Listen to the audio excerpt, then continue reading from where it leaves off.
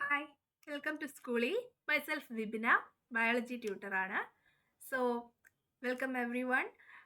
Hopefully നിങ്ങളൊക്കെ ഗുഡായിരിക്കുന്നു, healthy ആയിട്ടിരിക്കുന്നു എന്ന് വിചാരിക്കുന്നു. അപ്പോൾ നമുക്ക് ഇന്ന് ന്യൂക്ലിയസിനെ പറ്റിയിട്ട് പഠിക്കാം. ഓക്കെ, നിങ്ങൾക്ക് ചെറിയ സ്റ്റാൻഡേർഡ് തൊട്ട് ന്യൂക്ലിയസിനെ പറ്റി പഠിക്കാനുണ്ട്.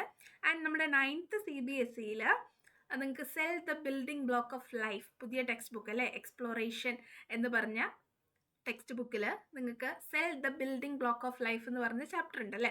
അപ്പോൾ അതിൽ നിങ്ങൾക്ക് സെല്ലിനെ പറ്റിയിട്ടും സെല്ലിൻ്റെ ഉള്ളിൽ എന്തൊക്കെയാണ് ഉള്ളത് എന്നൊക്കെ പഠിക്കാനുണ്ട് അല്ലേ.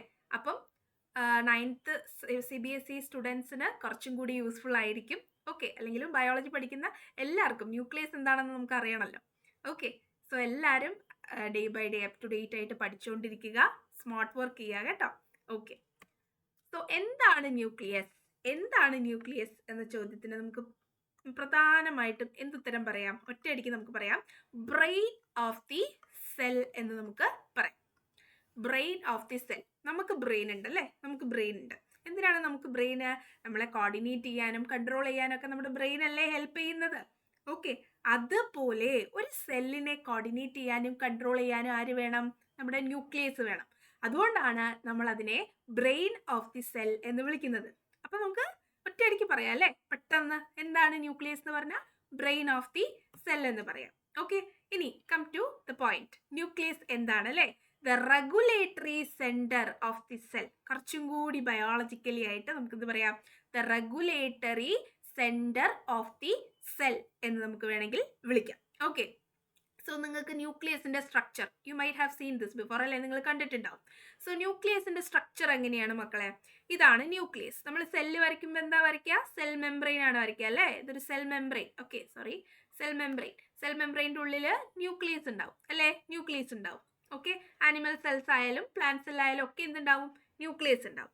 സോ ന്യൂക്ലിയസ് വരയ്ക്കുമ്പോൾ ഇങ്ങനെയാണ് ന്യൂക്ലിയസിനെ നമ്മളിപ്പോൾ ഒരു മൈക്രോസ്കോപ്പിലൂടെയൊക്കെ നോക്കുമ്പോൾ, അല്ലെങ്കിൽ ഒരു ഇലക്ട്രോ മൈക്രോസ്കോപ്പിലെ ഒരു മൈക്രോഗ്രാഫ് ഒക്കെ കിട്ടുമ്പോൾ നമുക്ക് ഇതുപോലെ കിട്ടും. ഓക്കെ, സോ ന്യൂക്ലിയസിന് എന്തുണ്ട്? ഫസ്റ്റ് ഓഫ് ഓൾ ഒരു എൻവലപ്പ് ഉണ്ട് അല്ലേ. ഓക്കെ, ഇത് ന്യൂക്ലിയസിന്റെ ഉള്ളിലത്തെ സാധനം കാണിക്കാൻ വേണ്ടിയിട്ട് ഒരു കാൽ പോർഷൻ ഇങ്ങനെ കട്ട് ചെയ്തിരിക്കുന്ന ആ ഒരു പോലത്തെ ചിത്രമാണ് കേട്ടോ. സോ ന്യൂക്ലിയർ എൻവലപ്പ് ഉണ്ട് അല്ലേ. ന്യൂക്ലിയർ എൻവലപ്പ് എന്ന് വെച്ചാൽ ന്യൂക്ലിയസിനെ പ്രൊട്ടക്ട് ചെയ്യുന്ന അല്ലെ ആ ഒരു കവറിങ്, ന്യൂക്ലിയർ എൻവലപ്പ് ഉണ്ട്.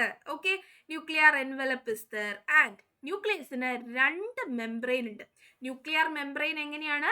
2 എണ്ണാണ് അല്ലേ, ബൈലെയേർഡ് ആണ്. ഓക്കെ, ന്യൂക്ലിയർ മെംബ്രെയിന് 2 എണ്ണാണ്, ഔട്ടർ മെംബ്രെയിനും ഇന്നർ മെംബ്രെയിനും. ഓക്കെ, ഔട്ടർ മെംബ്രെയിനും ഉണ്ട്, ഇന്നർ മെംബ്രെയിനും ഉണ്ട്. ആൻഡ് ന്യൂക്ലിയസിന്റെ ഉള്ളിൽ എന്തുണ്ട്? ഈ കാണുന്ന ഒരു വട്ടത്തിലുള്ള സാധനം കണ്ടില്ലേ, അതാണ് ന്യൂക്ലിയോളസ്. ന്യൂക്ലിയസിന്റെ ഉള്ളിൽ എന്തുണ്ട്? ന്യൂക്ലിയോളസ് ഉണ്ട്. ഓക്കെ, ന്യൂക്ലിയസിന്റെ ഉള്ളിലാണ് ന്യൂക്ലിയോളസ് ഉള്ളത്. ഓക്കെ, അപ്പം പ്രോട്ടീൻ സിന്തസിസ് ഒക്കെ നടക്കുന്നത് ഈ ന്യൂക്ലിയോളസിൽ വെച്ചിട്ടാണ്. Okay, then chromatin is there. എന്താണ് ക്രൊമാറ്റിൻ എന്ന് ഞാൻ പറഞ്ഞുതരാം. ഓക്കെ, എന്തൊക്കെ ഉണ്ടെന്ന് നിങ്ങൾ ആദ്യം കേൾക്കൂ. ക്രൊമാറ്റിൻ. Okay, chromatin. പിന്നെ ന്യൂക്ലിയോപ്ലാസം ഉണ്ട്. എന്തുണ്ട്? ന്യൂക്ലിയോപ്ലാസം. കണ്ടോ, ന്യൂക്ലിയസിന്റെ ഉള്ളില് ഇതാണ് ന്യൂക്ലിയസ് എന്ന് കരുതുക, ന്യൂക്ലിയോളസ് ഉണ്ട്. ആൻഡ് ഇവിടെയുള്ള ഈ ഭാഗം ഉണ്ടല്ലോ ന്യൂക്ലിയോപ്ലാസം, ഒരു സെമി ഫ്ലൂയിഡ് ആയിട്ടുള്ള സാധനം, അതിനെയാണ് നമ്മൾ ന്യൂക്ലിയോപ്ലാസം എന്ന് വിളിക്കുന്നത്. Okay, and ribosomes are there. എന്താണ് റൈബോസോംസ് എന്ന് പറഞ്ഞാൽ നിങ്ങൾ പഠിച്ചിട്ടുണ്ടാവും അല്ലേ, സെൽ ഓർഗനൽസിൽ ഒരാളാണ് റൈബോസോം എന്ന് പറയുന്നത്. പ്രോട്ടീൻ ഫാക്ടറീസ് ആണല്ലേ, പ്രോട്ടീൻ സിന്തസിസ് നടക്കുന്ന സ്ഥലമാണ് റൈബോസോംസ് എന്ന് പറയുന്നത്. Okay, and also nuclear pores are there. ഈ മെംബ്രെയിനിൽ എന്തുണ്ട്? ന്യൂക്ലിയർ പോർസ് ഉണ്ട്. എന്തിനു വേണ്ടിയിട്ടായിരിക്കും? For the exchange of substances. Okay, അപ്പം പേരുകളൊക്കെ ഒന്ന് ഓർത്ത് വെക്കുക. എന്തൊക്കെയാണ്? Nuclear envelope is there and nuclear pores ഉണ്ട് for the exchange of substance. Outer മെംബ്രെയിനും ഇന്നർ മെംബ്രെയിനും ഉണ്ട് ന്യൂക്ലിയർ മെംബ്രെയിനിൽ, ദാറ്റ് ഇസ് ബൈലെയേർഡ് ആണ്. And nucleolus is there. ന്യൂക്ലിയസിന്റെ ഉള്ളിൽ ന്യൂക്ലിയോളസ് ഉണ്ട്. Chromatin is there and nucleoplasm ഉണ്ട്, റൈബോസോംസ് ഉണ്ട്. ഇതൊക്കെ ന്യൂക്ലിയസിൽ ഉണ്ട്. ഓക്കെ, ഇതാണ് ന്യൂക്ലിയസിന്റെ സ്ട്രക്ചർ. ഇതാണ് ന്യൂക്ലിയസിന്റെ സ്ട്രക്ചർ. ഓക്കെ, സോ എന്തിനാണ് നമ്മൾ ന്യൂക്ലിയസിനെ റെഗുലേറ്ററി സെന്റർ അല്ലെങ്കിൽ ബ്രെയിൻ ഓഫ് ദി സെൽ എന്നൊക്കെ വിളിക്കുന്നത്? ഓക്കെ, അപ്പൊ നമുക്കത് എങ്ങനെ പറയാം? So the various proteins produced in the cell play a major role in regulating various activities in the cell. നമുക്കറിയാം ഇവിടെ റൈബോസോംസ് ഉണ്ടല്ലേ. ഈ റൈബോസോംസ് പ്രോട്ടീൻ ഫാക്ടറീസ് ആണെന്ന് ഞാൻ നേരത്തെ മെൻഷൻ ചെയ്തില്ലേ അല്ലേ? അപ്പോ റൈബോസോംസിൽ എന്തുണ്ടാവും? പ്രോട്ടീൻസ് ഉണ്ടാവും അല്ലേ? ഈ പ്രോട്ടീൻസ് എങ്ങനെ ഉണ്ടാവണേ? പ്രോട്ടീൻസ് വളരെ ഇമ്പോർട്ടൻ്റ് ആണല്ലേ. ഓരോ പ്രോട്ടീനും എന്തിനൊക്കെ ഓരോരോ റെഗുലേഷന് ഓരോരോ ക്യാരക്ടറിസ്റ്റിക്സിനെ ഉണ്ടാക്കുന്നതാണ്. So the various proteins produced in the cell play a major role in regulating various cell activities. ഓരോ സെൽ ആക്ടിവിറ്റീസിനും കാരണമാകുന്ന പ്രോട്ടീൻ ആണ് ഉണ്ടാവുന്നത്. അപ്പോ പ്രോട്ടീൻ ഇല്ലെങ്കിൽ എന്താ സംഭവിക്കുക? ആ സെൽ ആക്ടിവിറ്റി നടക്കൂല. Okay, so the synthesis of protein is under the control of genes. പ്രോട്ടീൻ്റെ സിന്തസിസ് എങ്ങനെയാണ്? ജനറ്റിക് കൺട്രോളിലാണ്. ഓക്കെ, ജീൻസ് ആണ് പ്രോട്ടീനെ കൺട്രോൾ ചെയ്യുന്നത്. പ്രോട്ടീൻസിന്റെ സിന്തസിസ് കൺട്രോൾ ചെയ്യണമെങ്കിൽ അതിന് റെസ്പെക്റ്റീവ് ആയിട്ടുള്ള ജീൻസ് വേണം. ഓക്കെ, ആ ജീൻ എവിടെയുള്ളത്? ഞാൻ നേരത്തെ പറഞ്ഞില്ലേ, ക്രൊമാറ്റിൻ പറഞ്ഞില്ലേ? ഈ ക്രൊമാറ്റിനിലാണ് ജീൻ ഉള്ളത്. ഓക്കെ, ക്രൊമാറ്റിൻ റെറ്റിക്കുലം എന്ന് നമ്മൾ വിളിക്കും, ക്രൊമാറ്റിൻ റെറ്റിക്കുലം. ഓക്കെ, അതെവിടെയുള്ളത്? ന്യൂക്ലിയസിലാണുള്ളത്.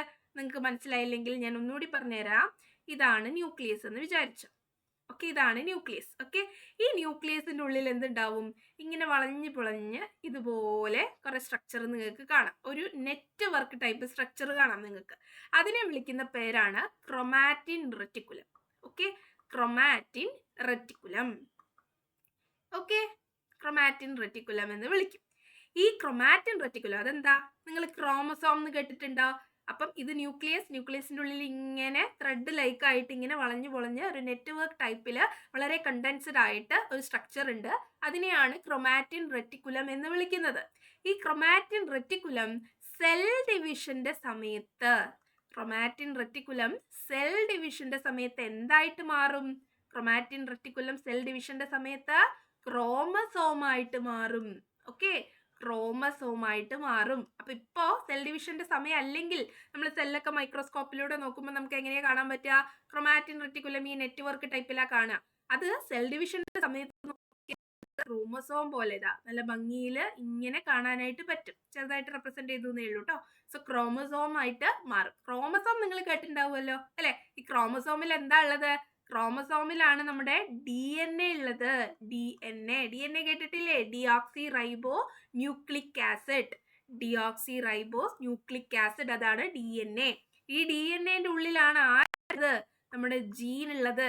എന്താണ് ഈ ജീൻ എന്ന് പറഞ്ഞാൽ അറിയാല്ലേ? നമ്മുടെ പാരൻസിൽ നിന്നല്ലേ?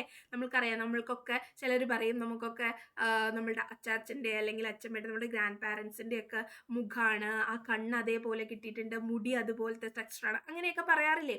ഈ ഓരോ ക്യാരക്ടറിസ്റ്റിക്സും എങ്ങനെയാണ് കിട്ടുന്നത്? അതിന് റെസ്പോൺസിബിൾ ആയിട്ടുള്ള ജീൻ റീപ്രൊഡക്ഷന്റെ സമയത്ത് അല്ലേ നമ്മളിലേക്ക് വരുന്നത് കൊണ്ടാണ്. ഓക്കെ, അപ്പൊ ആ ഹെറിഡിറ്ററി മെറ്റീരിയൽ അതിനെയാണ് ജീൻ എന്ന് വിളിക്കുക. അതെവിടെയാണുള്ളത്? DNA ആ DNA എവിടെയാണുള്ളത്? ക്രോമസോമില്. ക്രോമസോം എന്ന് പറഞ്ഞാൽ സെൽ ഡിവിഷന്റെ സമയത്ത്, അല്ലെങ്കിൽ അത് ക്രൊമാറ്റിൻ റെറ്റിക്കുലം. അതൊക്കെ അൾട്ടിമേറ്റ്ലി എവിടെ കിടക്കണം? അപ്പോ ന്യൂക്ലിയസിലാണ് അല്ലെ? ന്യൂക്ലിയസിലാണ്. അപ്പൊ ഈ ജീനിന്റെ പ്രൊഡക്ഷനൊക്കെ ഓരോ ജീനും എന്തിനാണ് റെസ്പോൺസിബിൾ ആവുന്നത്? ഇവിടെയുള്ള പ്രോട്ടീൻസ് ഒക്കെ പ്രൊഡ്യൂസ് ചെയ്യാൻ റെസ്പോൺസിബിൾ ആവും. ആ പ്രോട്ടീൻസ് ആണ് ഓരോ ക്യാരക്ടറിസ്റ്റിക്സും ഉണ്ടാക്കുന്നത്. ഓക്കെ, ഓരോ സെൽ ആക്ടിവിറ്റീസും നടത്തുന്നത്. അപ്പം സെൽ തന്നെയല്ലേ, അല്ലെങ്കിൽ ന്യൂക്ലിയസ് തന്നെയല്ലേ സെല്ലിന്റെ ബ്രെയിൻ എന്ന് പറയുന്നത്? Okay, so the synthesis of protein is under the control of genes in the chromatin reticulum in the nucleus. So hence the nucleus is considered as the regulatory center of the cell. Okay, അപ്പൊ നിങ്ങൾക്ക് മനസ്സിലായി എന്ന് വിചാരിക്കുന്നു. Okay, ഇനി നമുക്ക് ഓരോ സ്ട്രക്ചറും ഞാൻ നേരത്തെ പറഞ്ഞില്ലേ, ന്യൂക്ലിയോപ്ലാസ്റ്റ് ഉണ്ട്, ന്യൂക്ലിയോളസ് ഉണ്ട്, ന്യൂക്ലിയർ പോൾസ്, ഇതൊക്കെ എന്താണെന്ന് നമുക്ക് നോക്കാം. ഓക്കെ, അപ്പോഴേ നിങ്ങൾക്ക് ന്യൂക്ലിയസ് എന്താണ്, അതിന്റെ ഇമ്പോർട്ടൻസ് എന്താണെന്ന് നിങ്ങളിപ്പോൾ കണ്ടു അല്ലേ? ഇമ്പോർട്ടൻസ് എന്താ, എന്തുകൊണ്ടാണ് ന്യൂക്ലിയസിനെ നമ്മൾ റെഗുലേറ്ററി സെന്റർ എന്ന് വിളിക്കുന്നതെന്ന് നിങ്ങൾക്ക് മനസ്സിലായി എന്ന് വിശ്വസിക്കുന്നു. അപ്പൊ നമുക്ക് ആ സ്ട്രക്ചറിലുള്ള ഓരോ കാര്യങ്ങളും നോക്കണ്ടേ? ന്യൂക്ലിയോപ്ലാസം. എന്താണ് nucleoplasm? It is the fluid part of the nucleus. ഇതാണ് ന്യൂക്ലിയസ് എന്ന് വിചാരിച്ചോ. ഇവിടെ ന്യൂക്ലിയോളസ് ഉണ്ട്, ആൻഡ് ഇവിടെയൊക്കെ ഫ്ലൂയിഡ് പാർട്ട് ഉണ്ടാവും. നമ്മൾ സെല്ലിൽ സൈറ്റോപ്ലാസം പറഞ്ഞില്ലേ, സെമി ഫ്ലൂയിഡ് ആയിട്ടുള്ള പാർട്ട് സെല്ലിൽ നിങ്ങൾക്ക് അറിയുണ്ടാവും. ഇതാണ് സെല്ലെന്നുണ്ടെങ്കിൽ അല്ലെ, ഇതാണ് ന്യൂക്ലിയസ് അല്ലെ, ഇത് സെൽ മെംബ്രെയിൻ. CM എന്ന് എഴുതിയത് സെൽ മെംബ്രെയിൻ ആണ്. ഇതിന്റെ ഇടയിലുള്ള ജെലി ലൈക്ക് ഫ്ലൂയിഡിനെയാണ് നമ്മൾ സൈറ്റോപ്ലാസം എന്ന് വിളിക്കുക അല്ലെ. അപ്പൊ നിങ്ങൾ പ്ലാസം എന്ന് കേട്ടാൽ എന്തിൻ്റെങ്കിലും ഇടയിൽ ഫ്ലൂയിഡ് ടൈപ്പ് അല്ലെങ്കിൽ സെമി ഫ്ലൂയിഡ് ടൈപ്പ് ആയിട്ടുള്ളതിനെയാണെന്ന് അങ്ങനെ വിചാരിക്കുക കേട്ടോ. സോ സെൽ മെംബ്രെയിന്റെ ന്യൂക്ലിയസിന്റെ ഇടയിൽ സൈറ്റോപ്ലാസം ഉള്ളതുപോലെ സെല്ലിന്റെ ഉള്ളിലുള്ള ഫ്ലൂയിഡ് ന്യൂക്ലിയസിന്റെ ഉള്ളിലുള്ള ഫ്ലൂയിഡ് ടൈപ്പ് ആയിട്ടുള്ള ആ ഒരു ഭാഗത്തിനെ നമ്മൾ എന്ത് വിളിക്കും? ന്യൂക്ലിയോപ്ലാസം എന്ന് വിളിക്കും. So it is the fluid part of the nucleus. So seen here. Okay, അപ്പൊ ന്യൂക്ലിയസിന്റെ ഉള്ളിലുള്ള ഫ്ലൂയിഡ് പാർട്ടിനെ നമ്മൾ എന്ത് വിളിക്കും? ന്യൂക്ലിയോപ്ലാസം. അപ്പൊ നിങ്ങൾ ഇങ്ങനെ ആലോചിക്കാം, ന്യൂക്ലിയസിന്റെ ഉള്ളില് ന്യൂക്ലിയോപ്ലാസം, ന്യൂക്ലിയോളസും പിന്നെ എന്താ ക്രൊമാറ്റിൻ റെറ്റിക്കുലം ഒക്കെ ഇരിക്കുന്നത്. അപ്പൊ ന്യൂക്ലിയോളസും ക്രൊമാറ്റിൻ റെറ്റിക്കുലം ഒക്കെ ഇരിക്കുന്നത് എവിടെയാ? ന്യൂക്ലിയോപ്ലാസത്തിലാണ്. ആ ന്യൂക്ലിയോപ്ലാസം എവിടെയാ? സെല്ലിലെ ന്യൂക്ലിയസിന്റെ ഉള്ളില്. ഓക്കെ, മനസ്സിലായി എന്ന് വിചാരിക്കുന്നു. ഇനി ന്യൂക്ലിയർ മെംബ്രെയിൻ, നമുക്കറിയാം ന്യൂക്ലിയസിനെ കവർ ചെയ്തിട്ട് ന്യൂക്ലിയർ മെംബ്രെയിൻ ഉണ്ട് അല്ലേ. So it is a double layered, ഞാൻ പറഞ്ഞു ഔട്ടർ മെംബ്രെയിനും ഉണ്ട് ഇന്നർ മെംബ്രെയിനും ഉണ്ട്. സോ ഔട്ടർ മെംബ്രെയിനും ഇന്നർ മെംബ്രെയിനും ഉള്ളത് കൊണ്ട് ഡബിൾ ലെയേർഡ് ആയിട്ടുള്ള മെംബ്രെയിൻ ആണ് ആർക്കുള്ളത്? ന്യൂക്ലിയസിനുള്ളത്. So nuclear membrane is there and it is double layered that covers the nucleus, cover ചെയ്യുന്നു. ഓക്കെ, ഇപ്പൊ ന്യൂക്ലിയോപ്ലാസം എന്താ? Fluid part of the nucleus. Nuclear membrane എന്താ? ഡബിൾ ലെയേർഡ് ആണ്, it covers the nucleus. And nucleolus, ഞാൻ പറഞ്ഞു ന്യൂക്ലിയോപ്ലാസത്തിന്റെ ഉള്ളിൽ ന്യൂക്ലിയോളസും chromatin reticulum ഒക്കെ ഉണ്ട് അല്ലെ. അപ്പൊ എന്താണ് ന്യൂക്ലിയോളസ്? സ്പെറിക്കൽ ബോഡീസ്, നല്ല വട്ടത്തിലാണ് ഇങ്ങനെ കാണാൻ പറ്റുക. They play a role in the synthesis of ribosomes. ഞാൻ പറഞ്ഞു പ്രോട്ടീൻ സിന്തസിസിന് അത് റെസ്പോൺസിബിൾ ആവുന്നുണ്ട് എന്ന് ഞാൻ പറഞ്ഞു. പ്രോട്ടീൻ സിന്തസിസ് എന്താ? പ്രോട്ടീൻ ഉണ്ടാക്കണമെങ്കിൽ റൈബോസോം വേണം, റൈബോസോംസ് വേണം. Ribosomes are the protein unit, protein synthesis factory ആണ് റൈബോസോംസ് എന്ന് പറയുന്നത്. പ്രോട്ടീൻ അവിടെയാണ് ഉണ്ടാവുക. ഓക്കെ, അപ്പൊ ആ റൈബോസോംസ് എവിടെയാണ് ഉണ്ടാവുന്നത്? ന്യൂക്ലിയോളസിന്റെ ഉള്ളിൽ വെച്ചിട്ടാണ്. ഓക്കെ, ന്യൂക്ലിയോളസിന്റെ ഉള്ളിൽ വെച്ചിട്ട് റൈബോസോംസ് ഉണ്ടാവും. So that is important. അതെവിടെയാണ് കാണുന്നത്? ന്യൂക്ലിയോപ്ലാസത്തിന്റെ ഉള്ളിൽ. ഓക്കെ, ഇനി ക്രൊമാറ്റിൻ റെറ്റിക്കുലം, ഈ ന്യൂക്ലിയോളസിന്റെ കൂടെ തന്നെ ക്രൊമാറ്റിൻ റെറ്റിക്കുലം ഉണ്ട്. are seen as a network in the nucleoplasm. ഞാൻ പറഞ്ഞു ഒരു ത്രെഡ് ലൈക്ക് ആയിട്ട് ഇങ്ങനെ വളഞ്ഞു പൊളിഞ്ഞ് നെറ്റ്വർക്ക് ടൈപ്പിൽ കാണുന്നതിനെയാണ് ക്രൊമാറ്റിൻ റെറ്റിക്കുലം എന്ന് വിളിക്കുക. ആൻഡ് ദേ ക്യാരി ജീൻസ്, അതാണ് ജീന് ക്യാരി ചെയ്യുന്നത്. അതിന്റെ ആ ഫ്ലോ ഞാൻ പറഞ്ഞു തന്നു, ഈ ഫ്ലോ ഞാൻ പറഞ്ഞത് അല്ലേ. Then nuclear pore is there. Nuclear pores are pores in the nuclear membrane. Okay, nuclear membrane എന്താ? പോർഡ് ആണ്. അപ്പൊ ന്യൂക്ലിയർ പോർ ഉണ്ട് ന്യൂക്ലിയർ മെംബ്രെയിനിൽ. എന്തിനു വേണ്ടിയിട്ടായിരിക്കും? മെംബ്രെയിൻ നമ്മൾ വരയ്ക്കുമ്പോൾ ഔട്ടർ മെംബ്രെയിൻ ഇന്നർ മെംബ്രെയിൻ ഒക്കെ ഇങ്ങനെ വരയ്ക്കുമ്പോൾ ഔട്ടർ മെംബ്രെയിൻ ഇന്നർ മെംബ്രെയിൻ ഇങ്ങനെ വരയ്ക്കുമ്പോൾ എങ്ങനെയായിരിക്കും?